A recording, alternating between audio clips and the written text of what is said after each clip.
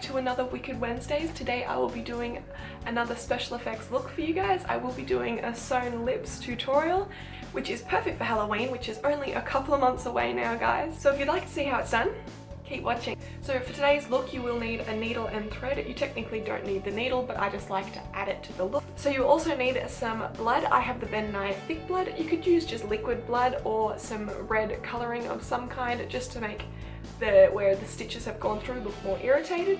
You'll also need some kind of adhesive. I am using Prozade today. Latex or spirit gum would probably work just as well. And last but not least, I will be using some black face paint just to create some tear streaks going down the face, as you would likely be in a lot of pain if you sewed your lips together. You'll also need some brushes and applicators of some kind. I will be using some cotton tips and some brushes, so if you can get your hands on some of those, that's what you'll need. Okay guys, so to start off, you are going to want to decide how many stitches you are going to put through your lip. So I find that uneven numbers always look the best, so I will be doing 5.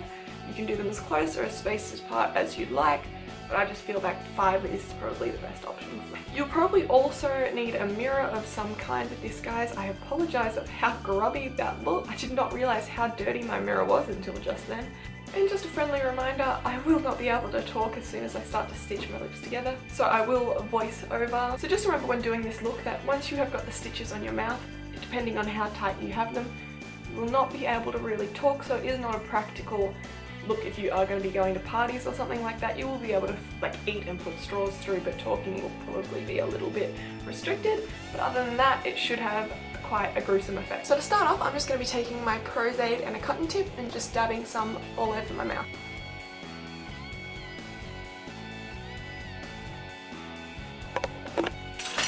Back again, mixed it. So just remember with Prozade that you do need to put it on both like items, so on your mouth and on the actual little bit of thread that you will be putting it on, and you do want to make sure that the adhesive is fully clear before you go trying to tack it on.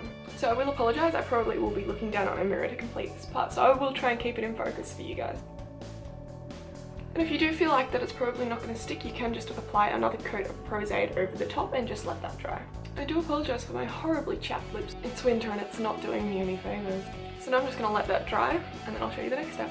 I also find using 2 bits of thread instead of the 1 does make it stand out a little bit more from a distance. It just gives it that thicker look between the two of them. So while that is drying, you can just let it hang. It doesn't really pull off at all, so it should be fine. But while you're doing that, you can, I somehow have lost my scissors temporarily. I'm sure they're somewhere, I just cannot find them. So I'll be using some nail clippers to cut the string, just because I can't find my scissors anywhere. So I will just be measuring that up and cutting it, and once that's done I will be sticking that down. So now that I've got that cut, I will just be adding a little bit of Prozade and maybe twisting the 2 bits of string together just to make it look like one big thicker one. And then I will just be sticking that down, but I will have to stop speaking or else I'm going to have to be talking like this, and it's just not going to be very fun. So I find the easiest thing to do is just to cut and stick on all of the top row of the stitches before you go moving on to the bottom row. Once you have stuck on all the top and bottom rows, I just like to go over with the Prozade and just give them a couple more layers just to make sure that they're really stuck on. So now I have just tied a little bit of a knot in a bit of the string, and I'm just going to be attaching that just to one side of my mouth to make it look like the starting point of the stitches. And once I've done that, I will just be doing pretty much the exact same thing with the needle and thread and sticking that onto the other side of my mouth to make it look like the end of the stitches. Now once you've got all that done, you will just want to leave it all to dry until it is all completely clear before moving on. For the next step, I'll be taking some Ben Nye thick blood and just a thin brush, and I'll just be dabbing the areas around where the stitches have gone through with some blood, just to give that kind of infected look to it and kind of really sore and raw. Because I'm using thick blood, I'm also leaving some small chunks on where the stitching has come through just to make it look like it has scabbed over. Now with the black face paint and another different small brush, not the one that you just used, I will be underlining my eye with some black and creating the tears.